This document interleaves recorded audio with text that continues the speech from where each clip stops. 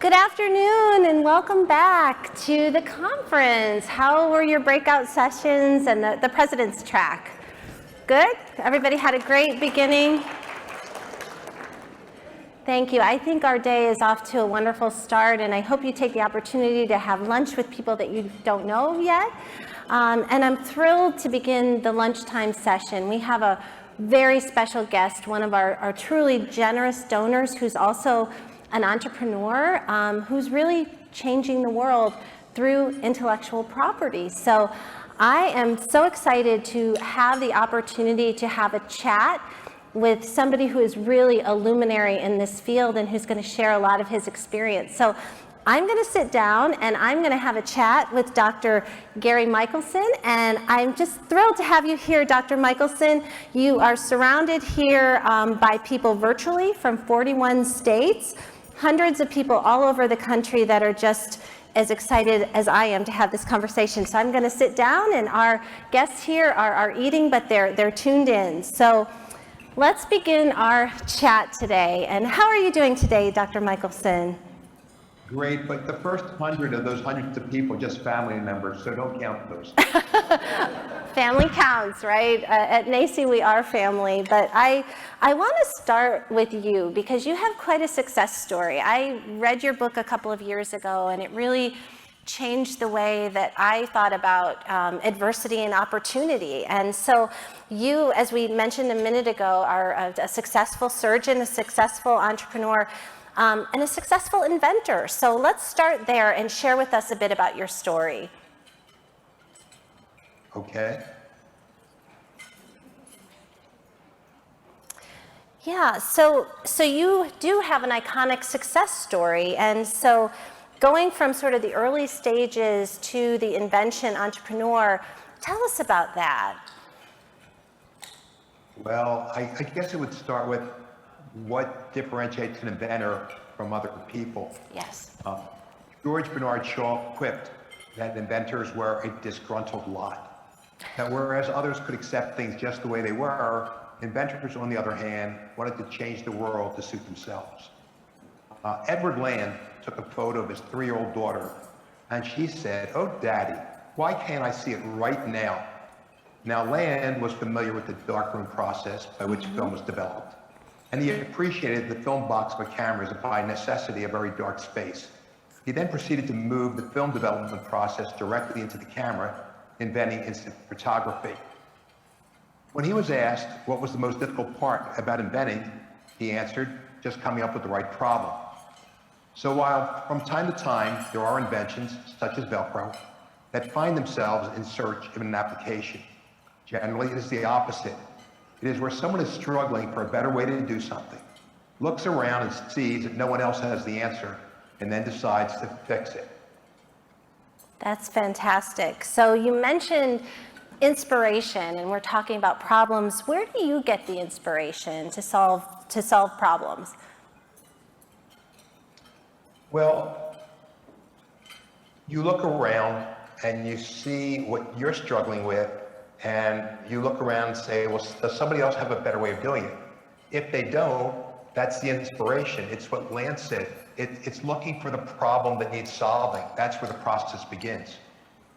Yeah, that is true, and that's what we're doing at this conference. And so, Dr. Michelson, what problems do you see with the current state of intellectual property ownership? And how does Michelson IP, the initiative, work to solve these problems that you might share with us? Well, despite it being a constitutional right, ownership of intellectual property, what we call IP, can still be a very closed process. Right. It's a complex topic, and it's not generally well understood. As a result, this can lead to significant disparities in how various groups of people either do or do not participate in the intellectual property system. America quite deliberately has the most open and democratic intellectual property system in the world. Without the protection of patents, some Goliath company could have just crushed me, taken my inventions, and then either used them for nothing or just buried them to protect the successful product that they already had. So IP, intellectual property, is the great equalizer. It allows you and me to stand toe-to-toe with the largest of companies and be fairly compensated for the value of our creations. To most, intellectual property seems esoteric and the process daunting, but it is my desire to demystify it so that people just like you and me, and especially women and people of color who have been disproportionately left out, will say, hey, I can do that. As a person who benefited from our incredible IP system, I wanted to share that knowledge with others to benefit them and in the process society. Yeah, that's fantastic. And I know the Michelson Institute for Intellectual Property has come so far from the early stages, from the beginning, and you recently celebrated a milestone of over 20,000 learners. So congratulations for that. These are people worldwide enrolled in your free IP courses that are online. Dr. Michelson, how do you think this speaks to the relevance of IP education for inventors and entrepreneurs? Let me give you a little anecdote. I have a nephew who is a graduate of the London School of Economics. Some years ago, he came to me pre-Zoom with what seemed like a good idea for what was a live streaming version of Facebook. He wanted me to fund his startup, and I asked him just one question. How will you protect this? His response was, what are you talking about? I said, well, if you succeed, what would stop one of the large social media companies from just taking your idea and giving it away for free? His response was, you just don't understand how internet companies work, which was true enough. Nevertheless, after 2 years of hard work and having taken in millions of dollars of other investors' money, and just as his subscriber numbers were starting to take off, two things happened almost simultaneously. First, he received a legal cease and desist notice that he was in violation of someone else's trademarks. Oh, wow. And then other already successful social media companies took notice of what he was doing and started giving it away for free. Now, while it has always been true, there now seems to be an awakening, an awareness that in our country, people of color, any color, and women have been underrepresented as entrepreneurs. Is it for a lack of smarts, imagination, desire, maybe a willingness to work? I don't think so. But what is known is that access to capital is the mother's milk of founding any new enterprise. And that is what makes my little story so relevant. Robust intellectual property, the ability to offer proprietary goods and services, amongst other things, de-risks the proposition to potential funders. A recent study by America's Small Business Development Centers and the Center for Generational Kinetics revealed that fully 49% of millennials intend to start their own business in the next 3 years. How? How will they attract the capital? How will they be able to protect what is theirs and to be competitive? How will they do that without understanding the fundamentals of intellectual property? In all the ways that I previously mentioned, from all the free online resources that can be accessed at 20mm.org to our 3-credit course in a box that is being offered in more and more universities and colleges every day, we are scaling up to bring this valuable knowledge to the people who need it most. That is fantastic. And what you're doing and what we're talking about at this conference is diversity, equity, and inclusion and belonging. And it's wonderful to see how the missions align. Now, our conference theme this year is Entrepreneurship in America's Heartland. Given the current discourse over rural access to broadband and technology, plus your foundation's work in the digital equity space, how do you see them intersecting with the need to support entrepreneurship in rural and underserved environments? Well, as COVID-19 continues to disrupt every aspect of our lives, leaders here in California and around the country are sounding the alarm about a problem that is not new, but one which the pandemic has made blaringly apparent, and that is the digital divide. The access to broadband, the haves and the have-nots, that is leaving many people, particularly underrepresented, underserved, rural, and low-income families and students without broadband access. Approximately 25% of school-aged children live in households without broadband access or a web-enabled device, such as a computer or tablet. It is estimated that only 60 to 70% of Latinx and Black students regularly locked in during remote learning, and only 67% of tribal lands in the lower 48 have broadband access. There has always been an education gap in this country that could be mapped out by zip codes and directly related to wealth or the lack thereof. But for that 30% that lacked broadband or the necessary devices, there was no remote learning, just a lost year. Economists have already assessed that as a result of this loss of education, that there'll be a loss in future productivity equal to 2 to 4% of the gross domestic product, which loss will continue far into the future. Our digital equity efforts strive to directly deal with the digital divide. First, because we really are stronger together, we've coalesced a strong community of practitioners, advocates, policymakers, nonprofits, and others through our virtual learning series, Connecting in California. And while the name of the state is in the title, these forums have attracted interested and knowledgeable parties from around the country. With our partners, we have purchased tens of thousands of laptops and distributed them to communities that had none. These are direct interventions. The internet has made it possible for many people to work safely from their homes. For those without work, it is now the most relied on source for job and career information. This includes resources on small business and entrepreneurship. If we do not equalize access to broadband, we risk leaving whole swaths of the country behind. In this new rapidly changing digital economy, Yeah, that is such impactful work. We began today's session hearing from Amanda Brinkman at Business Revolution, and they're tackling the problem in a different way. Now, last month, Michelson IP launched a new program focused on historically black colleges and universities, HBCUs, which NACCE also has a growing number of members in this area, including 2 that are part of our own community here at NACCE. What made you, Dr. Michelson, want to do more with these vital institutions, and how do you think equity plays a role in intellectual property and innovation? well, the great thing is that our nation's HBCUs are already a wellspring of creativity and ingenuity. According to the United Negro College Fund, 25% of African American graduates with STEM degrees came from HBCUs. The American Sociological Association reported that 50% of all African American engineers are graduates of HBCUs. So they're already doing a fabulous job. The collaborative aims to further uplift these students through teaching the fundamentals of how to identify and secure their valuable IP for the benefit of generations to come. Policy-wise, the Success Act in 2018, study of underrepresented classes chasing engineering and science Success Act in 2018, asked the USPTO to study and provide recommendations to promote the participation of women, minorities, and veterans in entrepreneurship activities and the patent system. The resulting recommendations in late 2019 included the expansion of the USPTO educational outreach programs for youth, teachers, and increasing the professional development of IP training for educators. This also motivated us at Michelson IP to do more to bridge existing education gaps around intellectual property and higher education.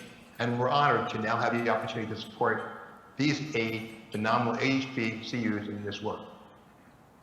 Yeah, it's just incredible what you're doing, and you spoke a little bit about this earlier. What are some of the policy changes that you think would open up these floodgates for increased equity in IP and in the innovation space? Well, there's an old saying that nothing changes until it first becomes what it really is. We know all too well some things. A look at sole-named inventors quickly reveals that women are severely underrepresented. While there are strong indicators the same is true for people of color, we don't have the actual numbers.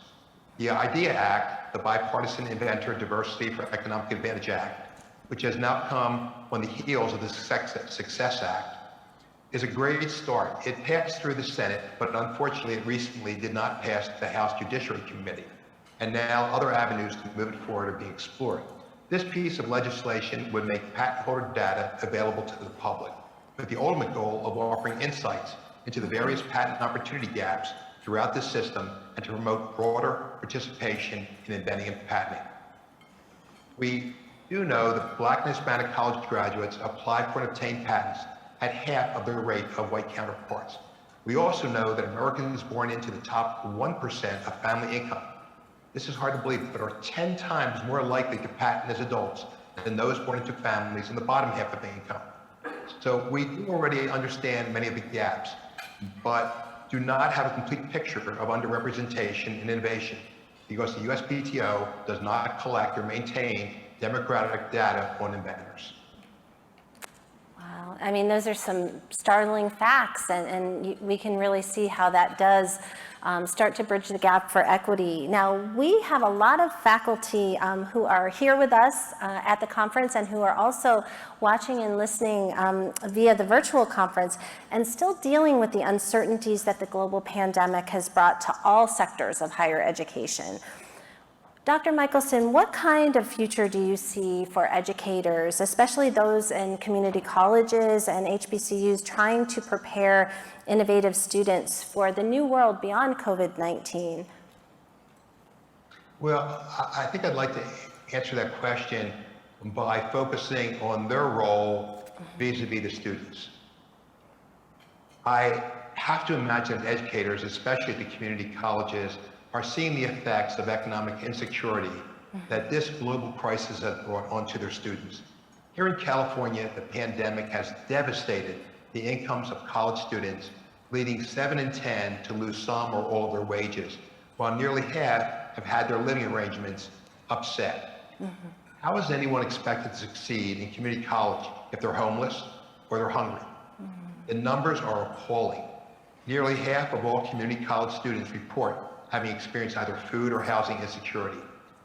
A matter that has been a particular concern to me, especially in light of the financial difficulties that so many students are experiencing, is the persistent lack of sensitivity on the part of some teachers. I don't mean to piss everybody off here, but some teachers in requiring their students to purchase textbooks that can cost $200 or to have to rent them by the semester, when equally good or even better OER books are available for free. It would really be good if the educators who are with us today could enlighten their brethren and have them educate themselves as to the availability and the quality of these OER textbooks.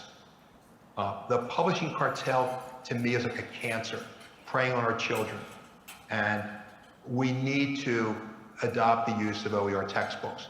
I think that the most exciting news is out of California. California is now committed to investing $115 million in creating the OER textbooks that community college students will need throughout their studies so that they will no longer have to pay for them. I guess while we're on the subject, you should be recognized for the work that you do with the Pitch for the Trades. Awarding the innovative ways that community college educators and administrators are working to infuse entrepreneurship into the skilled trades is a great initiative.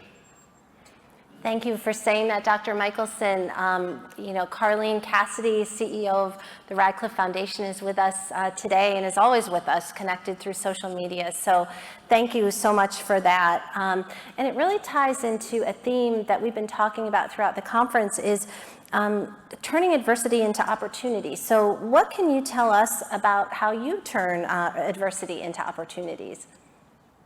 Well, adversity is what for most of us drives the progress, the inventive process, for example.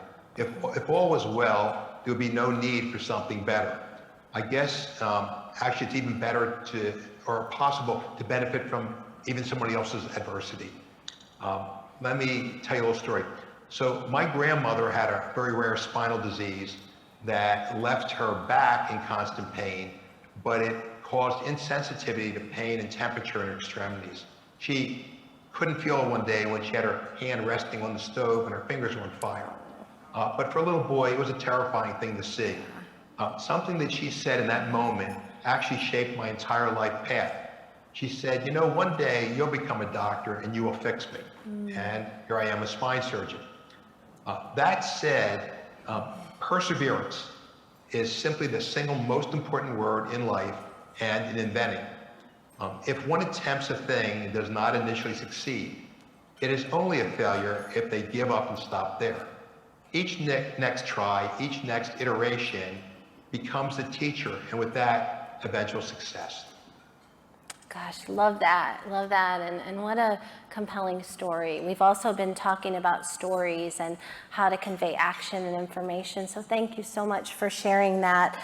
And so, learning from you and seeing what you're doing, who are some of the other thought leaders and change makers in the world of undergraduate education that we all should be paying attention to? Well, I would begin with our partners at VentureWell. They've really done a great job seeding innovation and equity at the undergraduate level with their E-Teams grants. They also helped us commission focus groups on intellectual property and education and innovation within the campus. Those studies proved extremely insightful. My new flagship venture organization, Michelson Impact Ventures, has several ed tech companies in its portfolio that are doing great work. High impact, disruptive. One of them, Equity, is helping colleges distribute federal emergency funds directly to students on mobile. It's interesting, but one of the major reasons for people who are doing well in community college to drop out is an economic event of less than $400. Something happens, their car breaks down, somebody gets sick, less than $400, and it causes them to drop out of college. So this is something that can be fixed. This is where money needs to be available, and we're working on that, and Equity is probably the leader of that. What a phenomenal response. And I have to tell you, Kristen Golden from VentureWell is sitting right in my line of sight from VentureWell. She's been working with NACCE to lead tours and experiences to the George Floyd Global Memorial, and that's all about equity, Dr. Michelson, and the work that you're doing. I appreciate you and your staff so much. Our partnership with your foundation has literally changed the trajectory of NACCE in many people's lives. As you were talking about your passion for community colleges and open educational resources, the people in this room and the people virtually embrace that. We have more members from California than any other state participating in this conference. So it has been an honor to learn from you, to be benefited through the network, and I would just encourage everybody here today, let's give Dr. Michelson just a warm welcome, and thank you from all of us. Thank you. It's been an honor to work with NACCE. Thank you so much. And I know, continuing on with the program, we have another little segment that we always like, fun surprises, meaningful surprises. So we're going to continue on with that. Okay, and this part is virtual, so I'm going to soon be connected here. Well, while they're queuing that up, let me just tell you a little bit about the Michelson journey and how we got connected to that foundation. We were in Sacramento. How many people were in the NACCE conference at Sacramento? Gosh, not that many people. And some of Dr. Michelson's wonderful staff actually attended the conference because they wanted to learn more about entrepreneurship. So over time, we've really had an opportunity to build this relationship, and we've been talking about that throughout the conference, just the importance of reaching out and building relationships and building trust. And it's really amazing that to have the opportunity to have a little chat with somebody who is so iconic, who has done so many good things, and who has turned adversity into opportunity. So I just encourage you, because we have a few minutes, Dr. Michelson spoke a lot about policy change and making a difference, and we have mentioned throughout many of the sessions the impact that the Everyday Entrepreneur Venture Fund has made. So on Wednesday, and I hope all of you will stay till the end of the program, we are going to be presenting a day-long program where we're going to have leading foundations doing equally or just impactful work, just like Michelson is doing there. So now that we're ready, today NACCE would love to present the Michelson Institute for Intellectual Property Educator of Excellence Award to 3 outstanding faculty from Santa Monica College. Sal Vias, Nathan Khalil, and Dana Nasser from the Santa Monica College Business Department have worked alongside this institution ever since 2017 to help spread our mission of empowering entrepreneurial and creative students with a strong understanding of intellectual property as they enter the innovation economy and endeavor to solve challenges in their communities throughout the world. The Michelson Institute for Intellectual Property Education of Excellence Award, which is new, presented by NACCE, is given to an individual or group who's demonstrated an outstanding commitment to bringing awareness to the importance of intellectual property education for building entrepreneurs, inventors, makers, and creators across National Community College entrepreneurship ecosystem. Award recipients are leaders who have developed innovative and successful approaches for infusing IP subject matter into curriculum and who have used the creativity to inspire students and fellow educators. Thank you, Sal, Nathan, and Dana, for your great effort and leadership. As I mentioned a moment ago, we met in Sacramento, and the rest is history. So congratulations to you on receiving this first award through the generosity of the Michelson Foundation. Let's all give them a wonderful round of applause.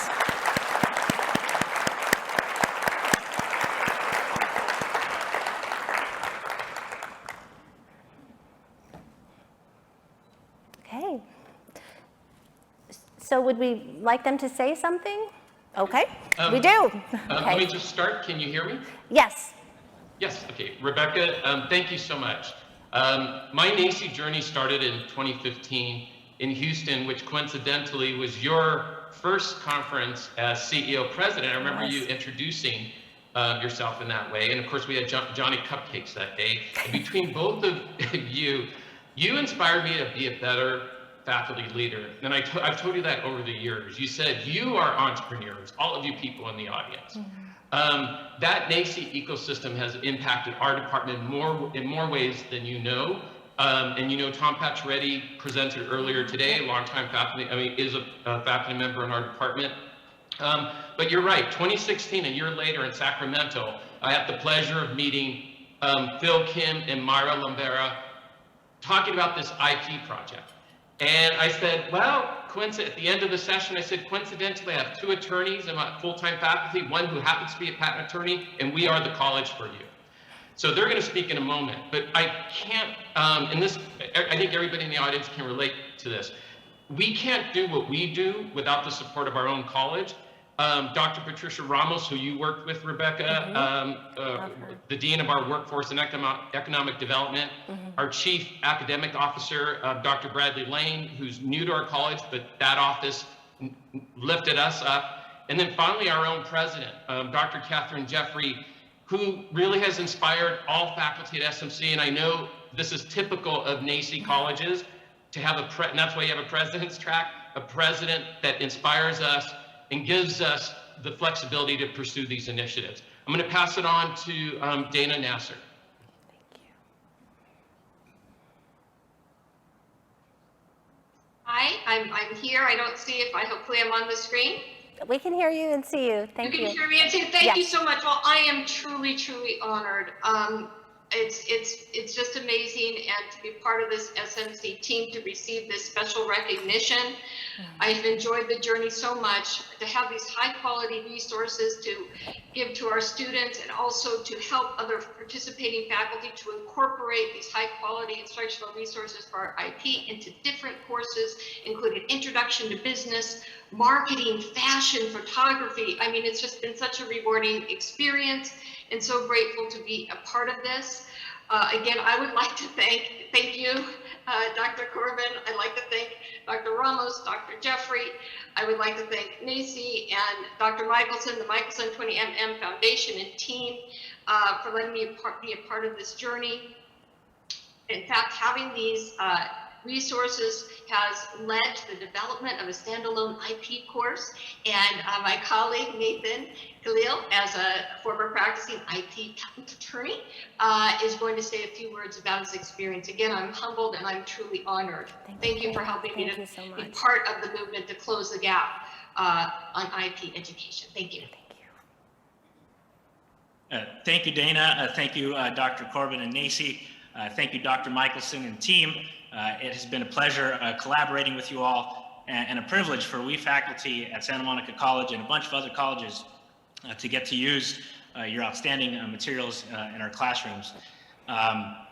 Folks at NACCE, good afternoon. Hope and trust that you are enjoying a fantastic NACCE conference as usual. I want to take just a minute to help emphasize the importance of IP education for the non-attorney, and in particular for the entrepreneur. And I say this not as the provincial IP attorney, but rather as the concerned teacher who has too often heard the tragic tale of how a small IP misstep has spelled the ruin of the entrepreneur. We all know just how hard it can be to succeed as an entrepreneur. So isn't it a shame when you have the budding entrepreneur who has toiled for months, for years, has done everything right, finally gets a taste of success, only to have it snatched away or compromised, at least, by what was a small, easily avoidable IP misstep. As Dr. Michelson just talked about, I think with his nephew, the unwitting infringement of a competitor's trademark, for example, neglecting to legally protect one's own good name in the marketplace. So it's our responsibility as educators to protect our students.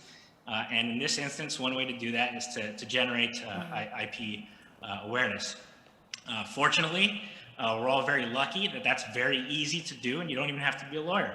And that's thanks to the brilliantly simple Michelson instructional materials. And in particular, there's these videos, these short 5-minute animated snippets that together really do a fantastic job of painting an effective, relatable picture of the IP landscape from a bird's eye view. Students love them, they get a lot out of them. So I know some of you are using them already. For those who aren't, I would encourage you to load them up and just press play. Your students will love you for it and eventually thank you for it.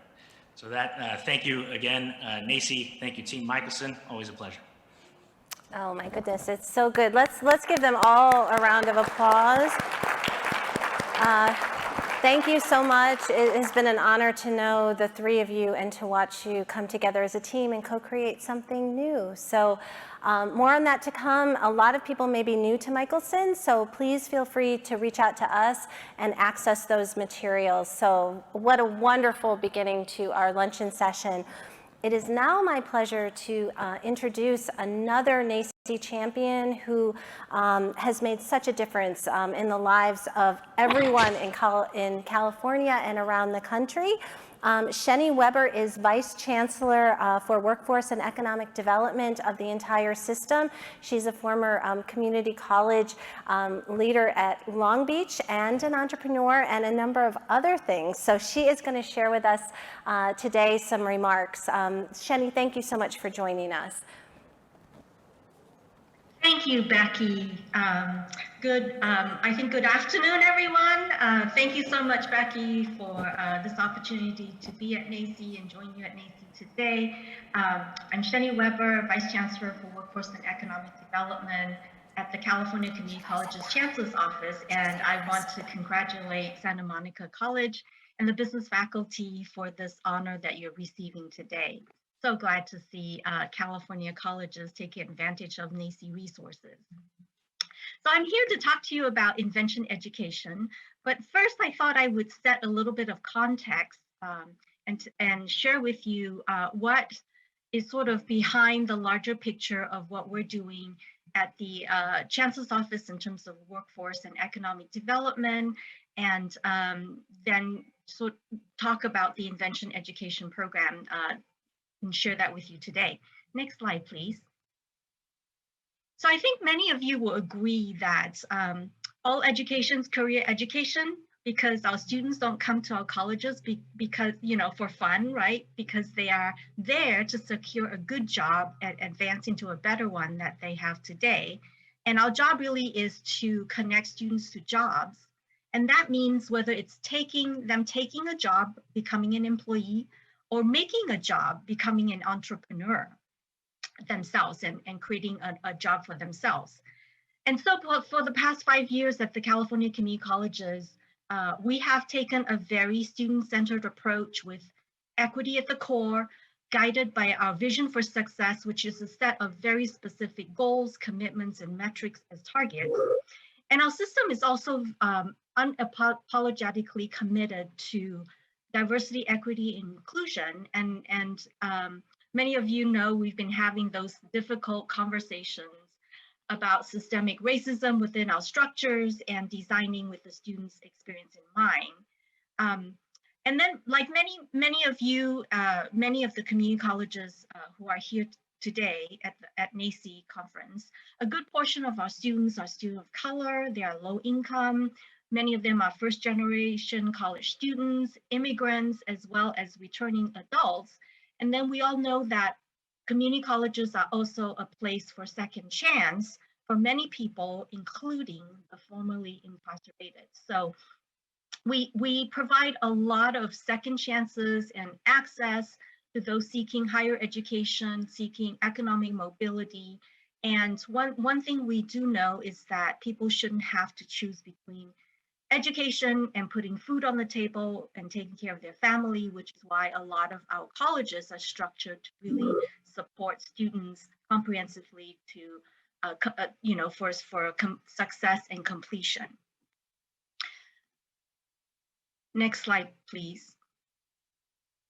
So one of the best and proven approach to preparing and connecting students to jobs is through what we call work-based learning and experiential learning. Next slide, please. And what are we talking about when we talk about work-based learning? Just to make sure we're all on the same page, definition is always helpful.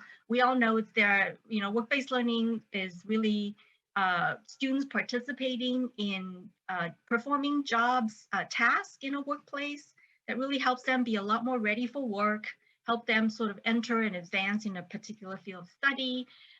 This kind of skills development also promotes lifelong learning. And here are some, very common examples of work-based learning. We all know them: internships, apprenticeships being the gold standard, earn and learn programs, cooperative work experience, peer apprenticeship, on-the-job training, etc. Next slide, please. And then there's also experiential learning, which is a very engaged learning process where students get to learn by doing.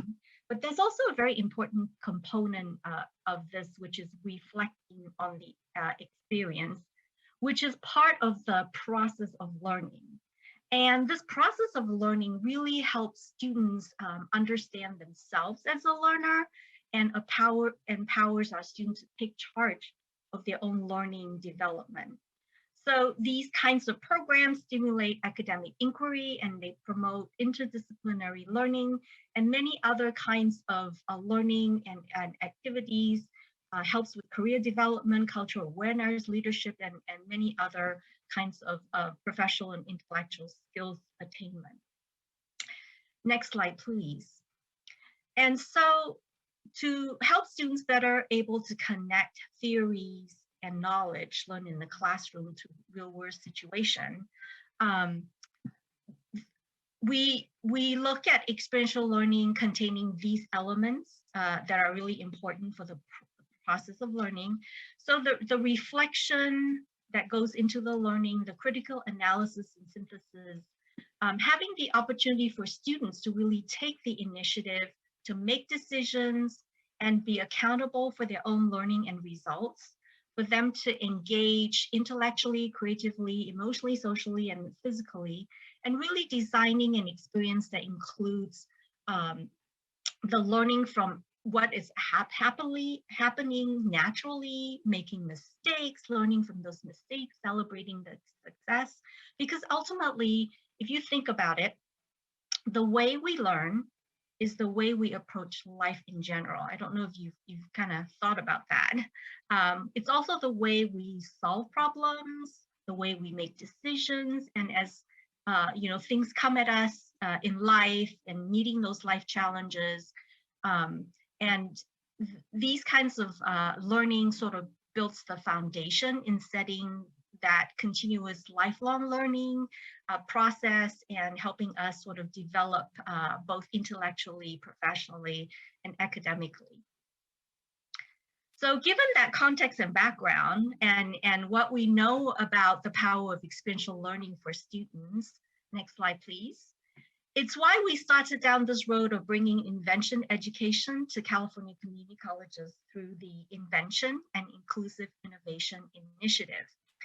This actually, I want to tell you a story about how this all got started. I think back in 2019, Dr. Stephanie Couch with the Lemelson MIT Foundation program came to me to share information about the Invent Teams, which is this invention education program that they've been doing with high schools for the past, I think, 17 years. And a recent Makerspace initiative that the Chancellor's Office had funded a few years back. And so I learned about this Invent Teams, and having worked with, my experience working with the Small Business Development Center, the Kaufman Foundation on piloting an innovation fund model out of Ohio's Lorain County Community College. I hope Lorain folks are here, they're awesome. As well as the Goldman Sachs 10,000 Small Businesses program in California. This idea of teaching the entrepreneur mindset as a skill set to all of our students has always been top of mind for me. And so we decided to partner and look at how do we bring this invention education to California community colleges, given all of the resources that we have, given the support that we give to students and the work that we do with small businesses. And we launched this last November, actually. It's funny how I think a lot of things got delayed by the pandemic. We were scheduled to start that process in March of 2020. And of course, it all got delayed by the pandemic, but here we are. We are also very thrilled to be partnering with NACCE on this program. Thank you, Becky, for being such an inspirational and innovative leader for entrepreneurship. And we really appreciate Leah Locke and Erica Burfield, who's part of this amazing NACCE team, for joining us on this initiative journey. Next slide, please. So what is this Invention and Inclusive Innovation Initiative that we have here at the California Community Colleges? We are essentially utilizing this invention education learning approach, which works across disciplines and boundaries. And really, it's an innovative teaching and learning approach that's very hands-on. We're also incorporating this learning approach and process with a concept of starting businesses that have a social purpose baked in, what we call many known as for-benefit companies and social enterprises. Next slide, please. And so this invention education, the reason why we thought it was really important for the California community colleges to really focus this and invest in this is because of what Dr. Michelson mentioned earlier, that we need to increase access to women and communities of color who are historically very underrepresented in the innovation and invention economy. But they have life experiences and they have very valuable insights and perspective that can really help us tackle and solve many of the society's greatest problem. And this whole idea of trying to demystify IP and sharing that knowledge with women and students of color. So thank you, Dr. Michelson, for all your work and your support and funding to demystify IP and also for addressing the digital and broadband access. We're very appreciative of that. And we also wanted to use this opportunity to engage students through open-ended problem solving, inquiry, open inquiry, problem finding, problem solving, process that includes community service, allowing them the space to apply their creativity, their talent. We also wanted to better understand how, the different support approaches that's needed to expand interdisciplinary programming, and what's that like, and how to support our faculty in doing so, which is what employers have been asking for, that our students know a broad range of skill sets. And of course, we're always mindful about, how do we advance teaching and learning that prepares students for the future of work by infusing an entrepreneur mindset in our students, but also in our colleges for all of us in education. Next slide, please. And so wanting to change the fact that women and people of color are underrepresented in invention and the innovation space, we wanted to pilot this invention and inclusive innovation initiative to encourage and harness the talents of our communities, and really inspire anyone, regardless of age, race, geography, or professional status, to be an inventor, and to redesign learning environments to be accessible and supportive of lifelong learning. And one thing that I would just mention, I think we all know this really well, that we cannot begin to change the culture in tech and diversify the tech workforce without creating a larger workforce that is diverse. And this is a skill problem that we need to solve. And this is a skill problem that we need to solve because we really need to figure out how to build the culture and sense of belonging that will support this diverse workforce that we're really looking for in the tech industry. And the gender issue in tech workforce is a big problem to solve just in itself. Next slide, please. And so I wanted to share with you in this process, we engage 4 colleges. These are our 4 pilot colleges to participate in developing and testing this prototype program.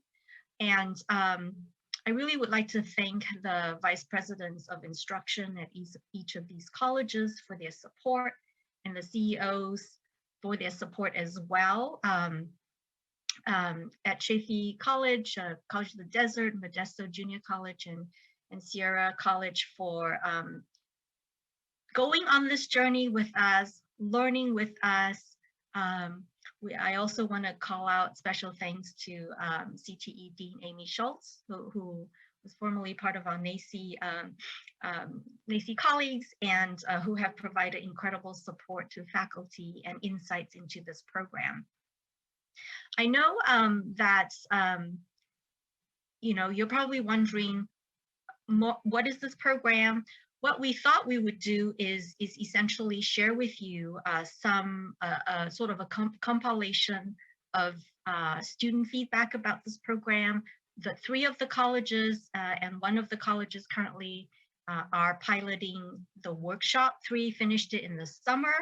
It's a workshop that takes students through this invention education process. There were 4 modules, and students were given the space to identify a problem that they want to solve, talk to the community about, how to go about, what exactly is the problem they're trying to solve, and come up with solutions and create something to solve this problem. And through that process, we have, our college faculty along the journey, going on along the journey with us, learning with the students, learning with us at the Chancellor's office on this. And what I like to do now is to show you a compilation of video that Chaffey College did about this program. It was really done by our the journalism students who were embedded at Chaffey's College workshop to document this invention education learning process that the students went through this summer. And then what you will hear is the student experience from the different colleges, and then we will close this session out by a chat with 3 of the faculty that went through this process with us. So cue video.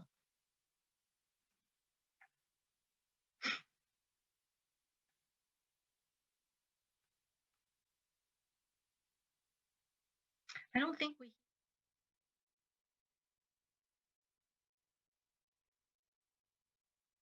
Ingenuity, to reframing problems and using setbacks as learning tools to improve quality of life. Invention has always been, and will continue to be, a part of the human ethos. And with invention, with every successful product and popular idea, there are obstacles, and in science, failure is not a setback, but rather a chance to learn and improve. A successful invention is rarely a one-person team. The best inventions benefit from a careful balance of a great idea, teamwork, and dedication to solving a problem.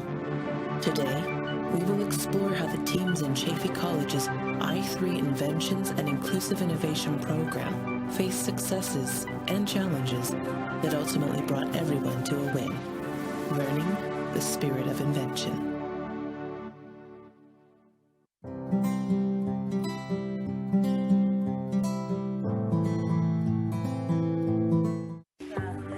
Diversity in age and ethnicities and cultural affiliations. It was really good in developing this product. From each other too, because we all knew different things that the other people didn't know. Like we have our engineers and stuff, and then we'd have like design. Like Kitty's really good with designing, so we'd see how she would envision a project, and then we'd have Sochi with connections and talking to people, so she'd give us the feedback she got from outside. I think I learned a lot like different things and invention stuff. Try to create something which is very cool and exciting. Friendships and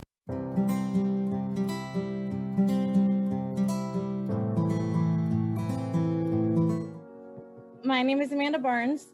Like, I have a passion for wanting to create change, and I've always been passionate about trying to like help make the world a better place. And I think that what attracted me the most out of the 3 I's was the inclusion part, because of the fact that I am a person living with a disability. I have a spinal cord injury. I use a wheelchair daily, and I'm living in a world that isn't built for me. And it's been really like exciting and fun, and it's been making me think about like all the possibilities that I have. So far, I've learned that like you can create a sustainable business if we can encourage more students to become like change makers and to help society like along and help them, learn that they can do something to better our world. If you want to be able to enact some type of change, like if you see a problem and you're focusing on that problem and you don't like it and you want to be able to change it, definitely I think this program will put you, give you the experience that you need in order to learn how to actually put that into action and to be able to make that change.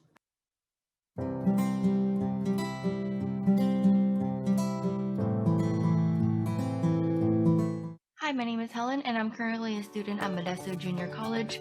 I'm hoping to transfer next spring into Sacramento State as a psychology major. I chose I3 because in high school, I took a business course, and it really was my favorite class of the 4 years. And so I wanted to participate just to see what's out there, and because I knew that I would have fun during the workshop.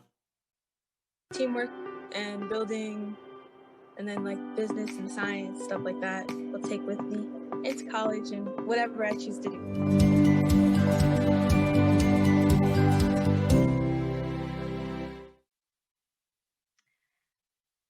So I always love to hear students' perspective, and I would love to like to welcome now 3 of the faculty who went with us on this learning journey to talk about their experience through this process.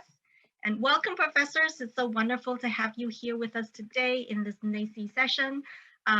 We have Brian Atkinson, who is Professor of Business with Chaffey College, Debbie Gilbert, who is Professor of English at Modesto Junior College, and Lynn Hernandez Benavides, who is Professor of Math at Sierra College. As you can see, it's a really cross-disciplinary team of faculty that's represented here today. So Brian, Debbie, and Lynn, you spent a few months with the Lemerson MIT team to understand both the content and teaching process for invention education. I'm going to start with you, Brian. You joined the process partway through and worked with your colleagues to design the pilot workshop we saw in the video, which was about 160 hours of in and outside of classroom time over an 8-week period at Chaffey College. So Brian, how did you design and build your course for a community college learner, and what were some of the considerations and approaches? Well, the design of the actual curriculum would have been the same whether it was a four-year university, community college, etc. But what we really focused on were the individuals that attend the community college. We have dual enrollment students that are 16 years old, all the way up to people that are in their 40s and 50s who already have established families and might have established careers and are looking to get back into school and possibly change their career or further it. So we did a program which actually offered a stipend for the amount of hours that they would need to contribute to the program that were outside of the class. The reason behind it was, since a lot of these people who were the students that were in our course have a vast degree of age and living situations, we wanted to make sure that we were able to help them and give them some finances for the amount of time that we were asking, that we felt was necessary for them to truly be able to develop an understanding and a working knowledge of the process of invention and innovation. Thank you, Brian. So when we talk about the future of work and we think about the education sector, future work is really about the future of teaching and learning, and how learning has transformed due to not only technology, but that knowledge and information being so readily available and accessible at literally our fingertips, right? And some of the feedback from faculty teaching this pilot about this experiential learning approach is about the decentering of instructors and the centering of student learning, which is a shift in classroom dynamic. So given that shift, Debbie, I'm going to go to ask you next. What are some approaches you think would help grow and sustain invention education with faculty? I just want to start by saying I'm so happy to be at this great event. And I'll start by talking about one idea that we've had, which is a workshop style conference as an on-ramp for training new faculty. The model I have in mind is the California Acceleration Project, which really changed the culture in math and English departments in the community college system across the board. And they offered really exciting hands-on workshops for faculty who are learning how to teach a new way. And so that's one idea that we've had. Robust mentorship is really important. In I3, we had 2-hour meetings with our LMIT team of mentors, and we did a significant amount of work outside of those 2-hour weekly meetings to learn about the learning progression that we were aiming to teach, which is hard because it's a radically interdisciplinary approach to teaching, and so no matter which discipline you come from, everyone has a lot to learn and a big learning curve, and so I think practicing in pairs is really important. My partner at MJC is an engineer, and we taught a 60-hour workshop this summer.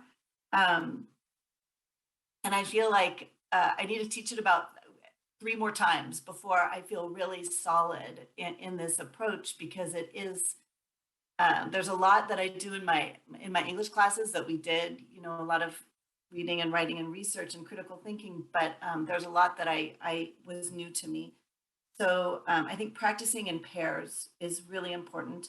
A course in the catalog is also, I think, an important feature that would allow faculty to teach an invention education course as part of their regular teaching load. Reassigned time, of course, which we had each semester. And finally, at Modesto Junior College, we are developing a teaching and learning center called ACCT for Applied Creativity and Community Transformation. And so we're constructing a system which involves a student contract and faculty mentorship for these I3 students. That's what we're kind of working on now. So those are some ideas in response to your question, Shani. Thank you. Thank you, Debbie. Those are all great ideas, things that we will definitely have to look at as we progress in developing this program. One of the goals of this program is about inclusiveness and increasing access to women and students of color, historically underrepresented in invention and innovation. I know that during the pilot process, when we were developing the program, we heard time and again, faculty, when you're designing this, really focus and being centered on equity and building in equity, which is at the core of our vision for success. So Lynn, I'm asking you next, what strategies did you use when designing and recruiting to attract a diverse group of students in background and age, and particularly ensuring the inclusion of underrepresented students? Thank you for such a great question, Shani. At Sierra, we very much see this work as an equity initiative, and we believe that diverse viewpoints are a necessary part of innovation. I loved watching that Chafee video where that student sort of went down the line and listed all of their different strengths and how each person brought something that was really critical to the success of the group work. We believe that everyone can be an innovator and an agent of change for our community. At Sierra, we're taking a really culturally relevant and human-centered design approach to our program. So it's vital for us to create a curriculum that is like super urgent and relevant, that centers our students, their lived experiences and their voices. We began our work by designing a student survey so that we could hear directly from the students what their interests and needs are. We aligned our survey outreach and recruitment efforts with our student equity plan and reached out to just about 11,000 students from our underserved student populations. Our survey found that our students most value learning skills to help them be successful in the workforce, and they also value mentorship from local business people and entrepreneurs. With their interests in mind, we set out to meet those needs while leveraging and reimagining the curriculum that Sierra already had in place. We designed a learning community for this fall semester, and all of our learning community members are required to enroll in the same 3 courses. They're taking social entrepreneurship, they're taking 21st century skills, and they're taking rapid prototyping. And we're really focusing on this pedagogical shift to active and contextualized learning, where our students are centered and leading the learning. We see ourselves more as the facilitators of the innovation process. It has not been easy to launch a new program in the midst of a pandemic and the shift to online learning. We are in week 7 of our semester, and we have 12 really committed and engaged students enrolled in our inaugural cohort.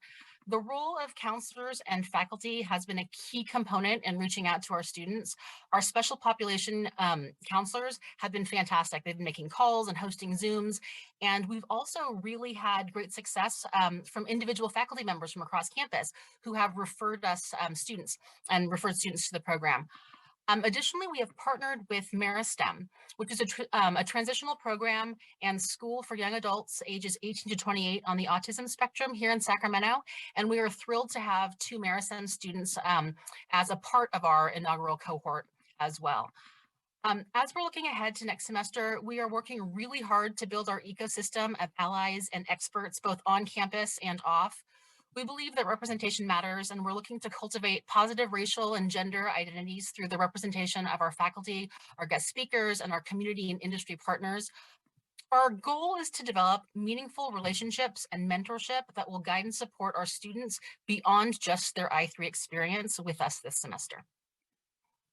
Thank you, Lynn. It's so great to hear that you're taking such a comprehensive approach and with equity at the core and thinking about how we serve our underrepresented students. And I'm also very encouraged to see a number of female students participating in this program. I know that at Chaffey College, after this experience, I think the college is really taking a very, very comprehensive look and thinking in terms of how to incorporate and build this in, in the long run, in a sustainable manner. I think all of our pilot colleges are thinking about that. So I'd like to ask you with a closing question and just kind of do a round robin. I'll start with you, Brian, I'll go to Debbie and Lynn, with you closing out. What is the one thing about this program that you've experienced in your mind that has been so powerful in really empowering student learning and particularly in preparing them for lifelong learning? Well, that's kind of a twofold question for me. The first is the students having a realization or an epiphany that what they thought was not possible is actually possible. Seeing that growth in the students was just phenomenal. I mean, it's a game changer for me. And then the second part was the hands-on portion of the program, because the students or the interns that were in our program, they had to do everything from beginning to end. We were more mentors and guides than instructors to them. So they had to physically go out to the community and make determinations on which stakeholders were the ones that were most important for their problem. And, discuss the problem with them and the challenge and develop steps to take from that point. They had to do everything from beginning to end, even physically creating the prototypes. I had members that were in my team who had no electrical experience. And so we actually had a moment where I had them all do the same electrical process throughout the group. So all of them could get that hands-on experience and really have an understanding of when you want to invent or innovate something, there's a long process to it, and every step is important and essential to developing something great in the end. So Brian, I just, realized, I think our audience is probably dying to know what are the two, problems that the students were trying to solve. There were two teams in your workshop. You could briefly just share that with us. Yep. So out of the two teams, the first team looked at touchless doors. A lot of the ideas from that came from the pandemic that we're currently going through. So they looked at touchless doors, and then they looked at specifically grocery stores and the impact that touchless doors might have on all of the refrigerators and freezers that they have within the stores. So they looked at a lot of, environmental impacts of the amount of electricity being used. They looked at the safety aspect from how many different people are actually touching the door handles in between cleanings and things like that. And that was the inspiration for the development of their challenge. With the other team, they were focused more on safety, and they looked at, the situation of a lot of people like to go for walks, but a lot of people might be apprehensive to go for walks if they have to do it by themselves or if they only have time in the evening.